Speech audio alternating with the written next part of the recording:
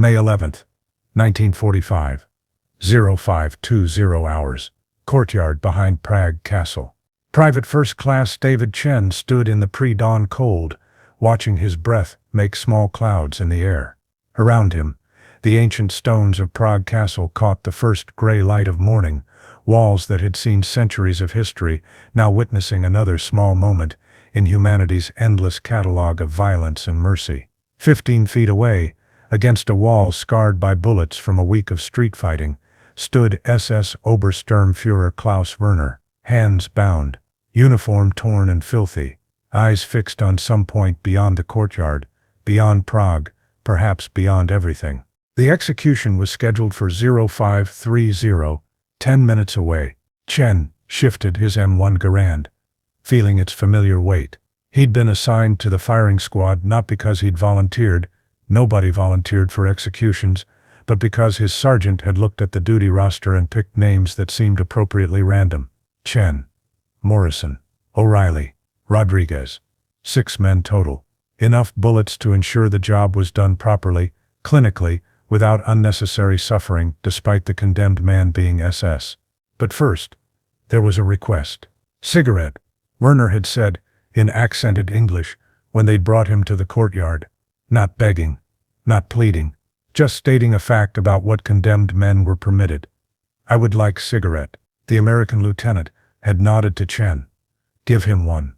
Now Chen stood there, pack of Lucky Strikes in his hand, looking at the man he'd be shooting in 8 minutes. The propaganda had been explicit about the SS. Hitler's elite, fanatics, war criminals, men who'd committed atrocities across Europe. Werner's uniform bore the insignia of the 1st SS Panzer Division, units that had fought savagely through the final days of the war. This wasn't a boy conscript or a drafted factory worker.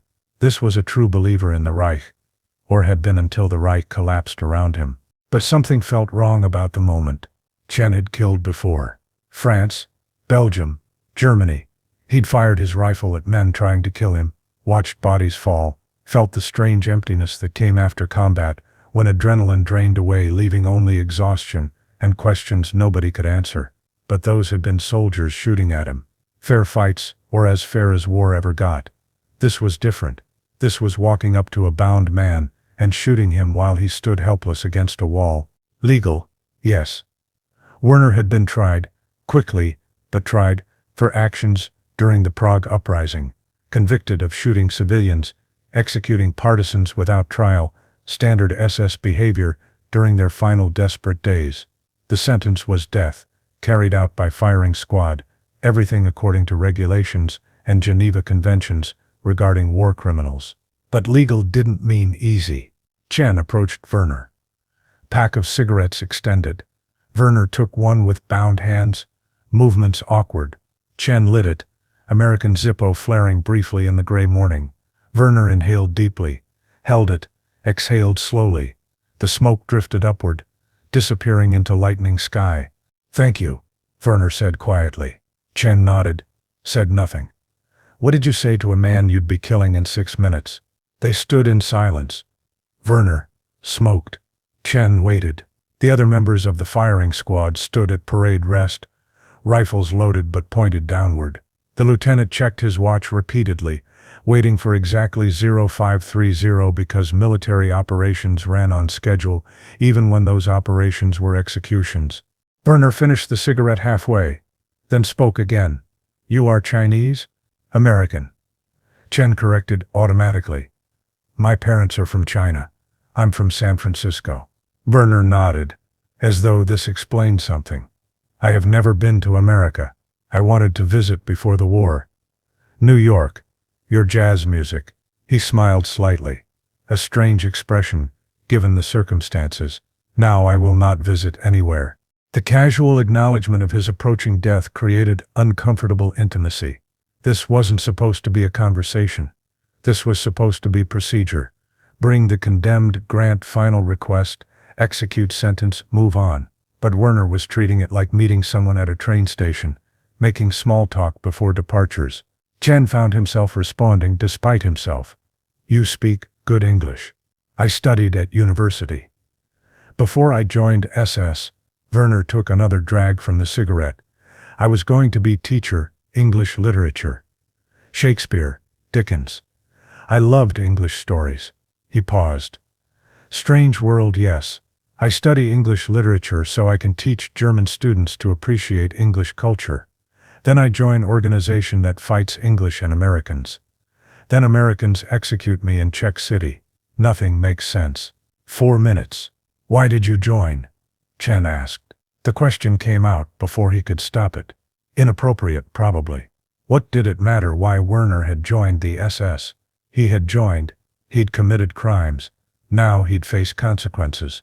His motivations were irrelevant to the bullet that would stop his heart in 3.5 minutes. But he wanted to know.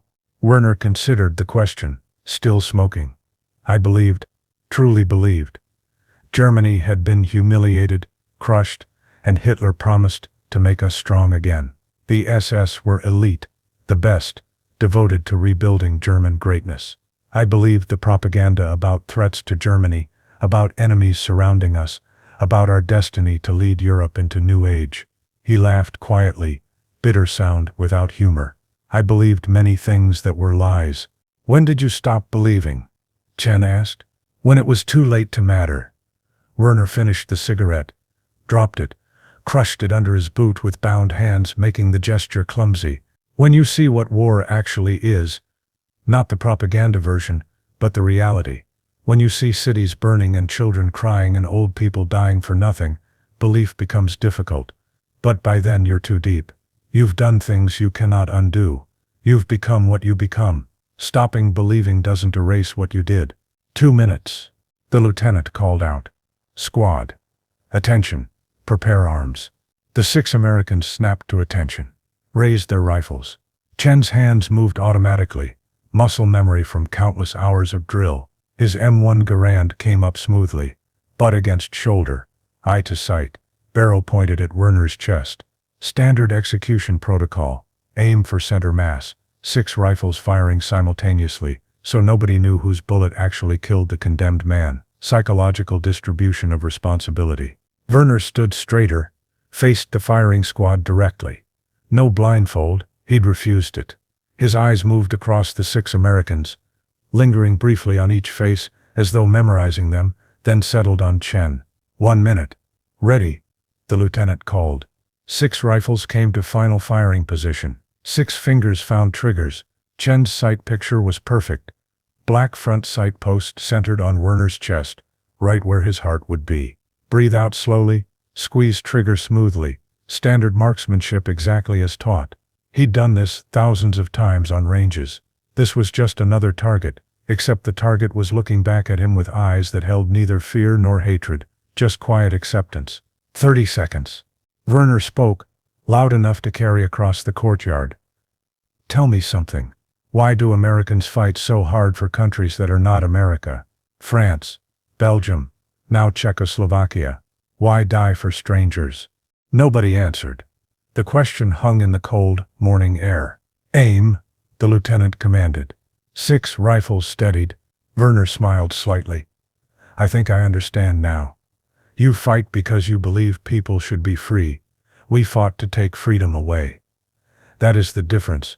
You were right. We were wrong. Realizing this changes nothing for me. But perhaps it should be said. 15 seconds. Chen's finger rested on the trigger. 2 pounds of pressure would fire the rifle. 2 pounds of pressure multiplied by 6 rifles would end Klaus Werner's life. Would close the chapter on whatever he'd been, student, literature lover, SS officer, war criminal, human being containing all those contradictions simultaneously. But something made Chen hesitate.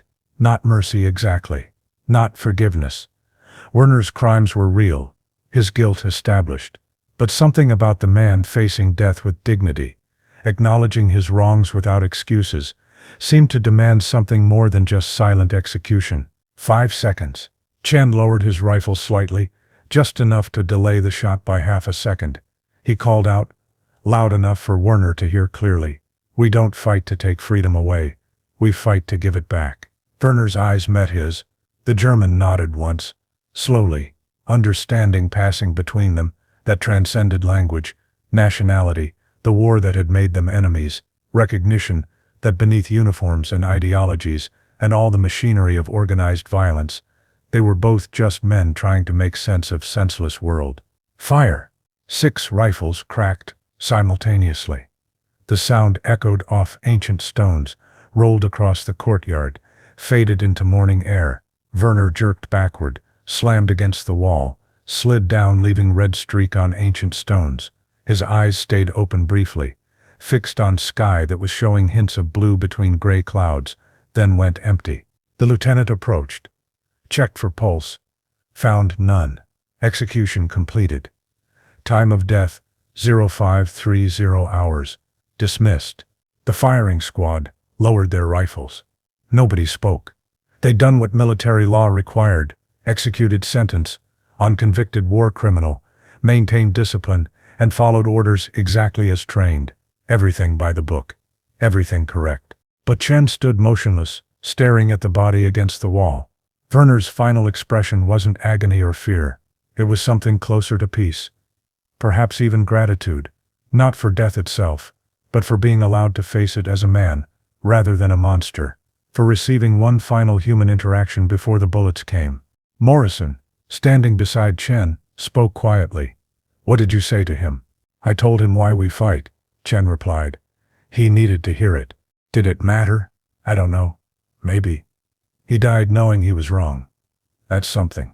They walked away from the courtyard, leaving Werner's body for the burial detail. Behind them, Prague was waking up, a city freed from occupation.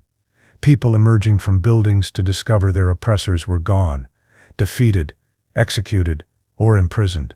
The war in Europe was over. Peace had come, purchased with blood and violence and moral compromises that would haunt everyone who'd participated. Chen reached into his pocket, found the pack of Lucky Strikes, pulled one out.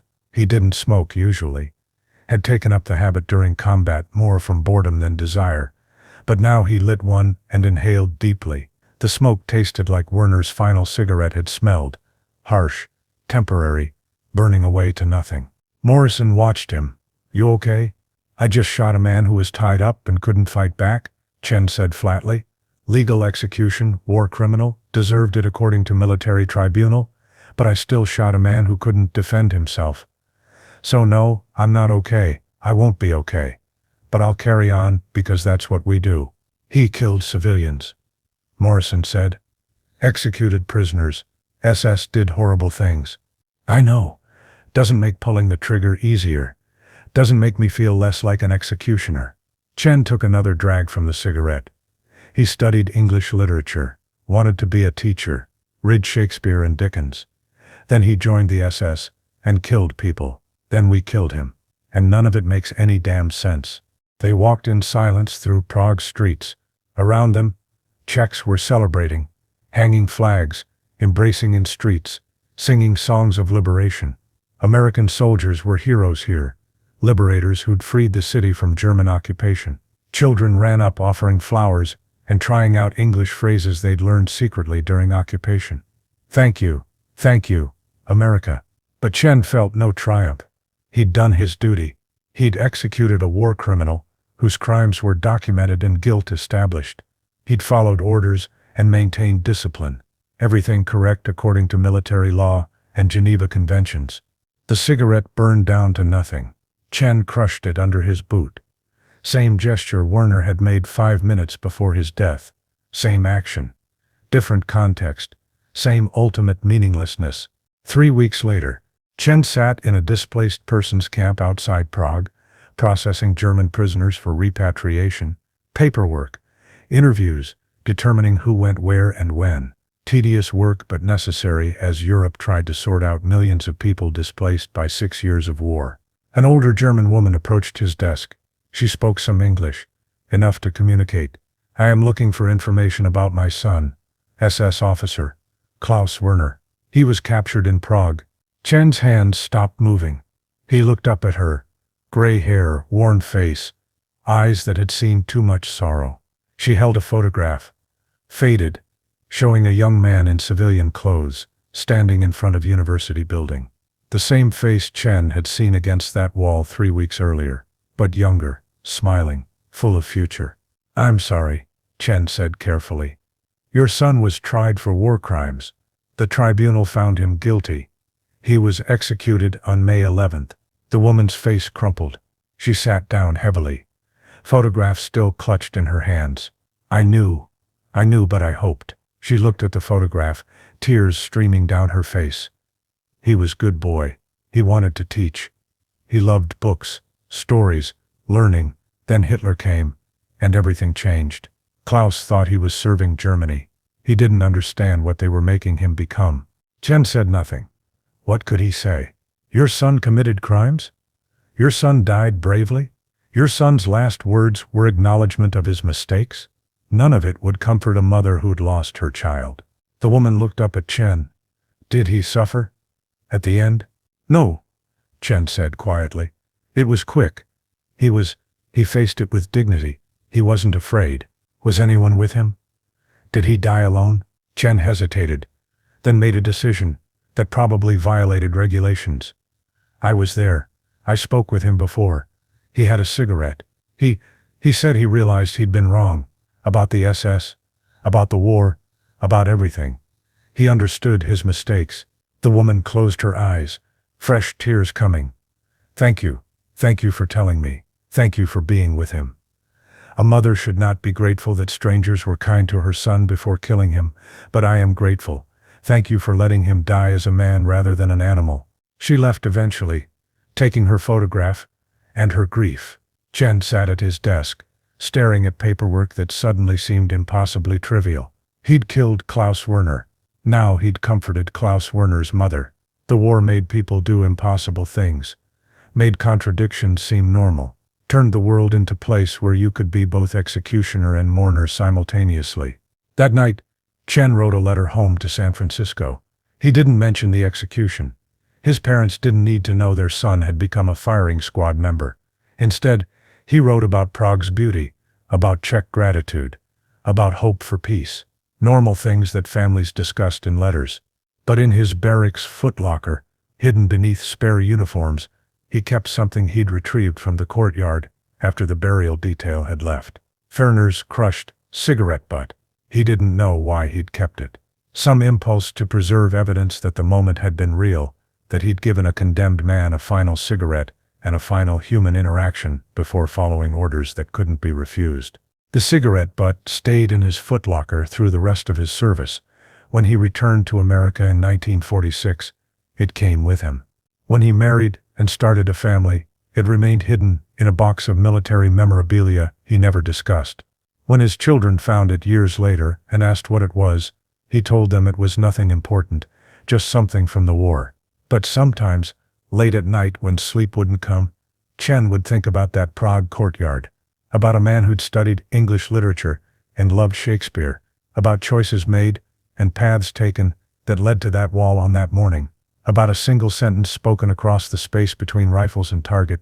We don't fight to take freedom away, we fight to give it back. He wondered if Werner had understood.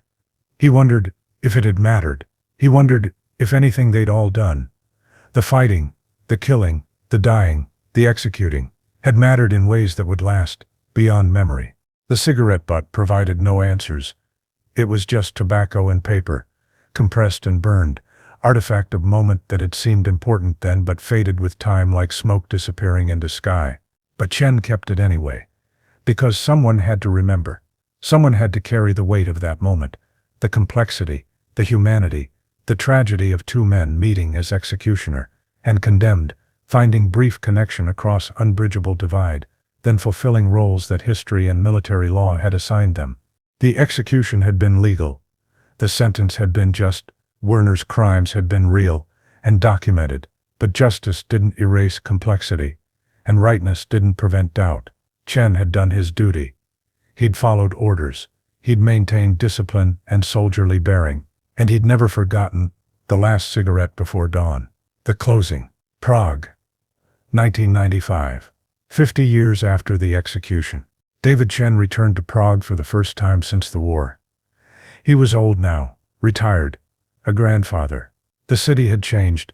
Communist occupation, replaced by democracy, ancient stones restored, tourists filling streets that had once run with blood. The castle still stood, unchanged by half a century. Walls that had witnessed empires rise and fall now witnessing peaceful Europe that war had purchased.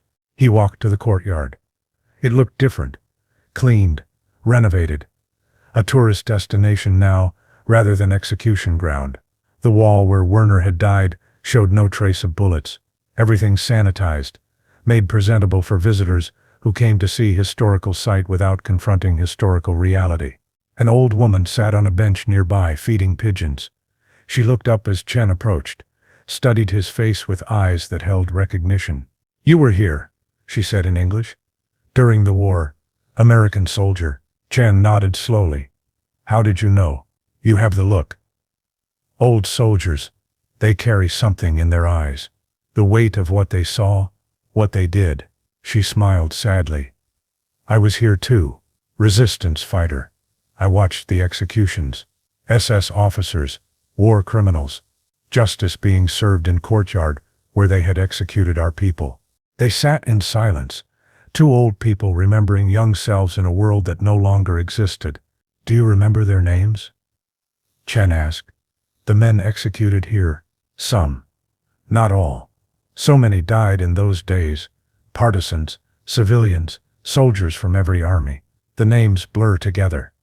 She looked at the wall. "Why do you ask?" "I executed a man here. May 11th, 1945.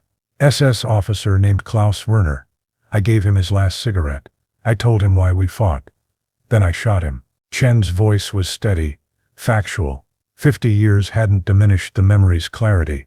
"I wanted to know if anyone else remembered, if it mattered to anyone besides me." The woman considered this. "Werner. Yes, I remember the name from trial. He shot civilians during uprising, killed a partisan leader who'd surrendered. Standard SS behavior." She paused. "Was he sorry?" At the end. "Yes. He said he'd been wrong, said he understood the difference between fighting for freedom and fighting to take it away. I don't know if he meant it, or if he was just saying what he thought we wanted to hear, but he faced death with dignity. He wasn't afraid." "Then, you gave him something valuable," the woman said. "You let him die as a man rather than a monster. That is mercy of a kind even in execution. The SS never gave such mercy to any of us." "It doesn't feel like mercy," Chen said. "It feels like I killed a man who might have been a teacher, who loved English literature, who made terrible choices, but remained human underneath. Executing him was legal and justified, but it wasn't clean. It wasn't simple. War is never simple," the woman said. "Only the propaganda is simple. The reality, the moments when enemy soldier shares a cigarette or dying man admits his mistakes, those are complicated. That's why we remember them.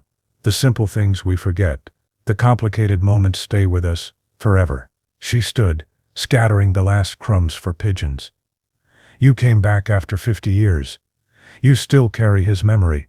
That says something about who you are. You could have forgotten, but you chose to remember. That is honorable, even if it is painful." She walked away, leaving Chen alone in the courtyard. 50 years ago, he'd stood here with a rifle, watching a man die. Now he stood here with memories, watching pigeons peck at crumbs on ground that no longer showed any trace of that morning's violence. He reached into his pocket, pulled out a small wrapped package. Inside was Werner's cigarette butt, preserved carefully for half a century. He'd brought it back to Prague, though he couldn't explain why even to himself. Some instinct that the artifact belonged here, in the place where its story had occurred. He unwrapped it carefully, looked at it one final time. Compressed tobacco and paper, darkened with age, fragile. Then he placed it on the ground near the wall where Werner had died, covering it with a small stone so the wind wouldn't blow it away. "I don't know if you were genuinely sorry," Chen said quietly to the empty courtyard.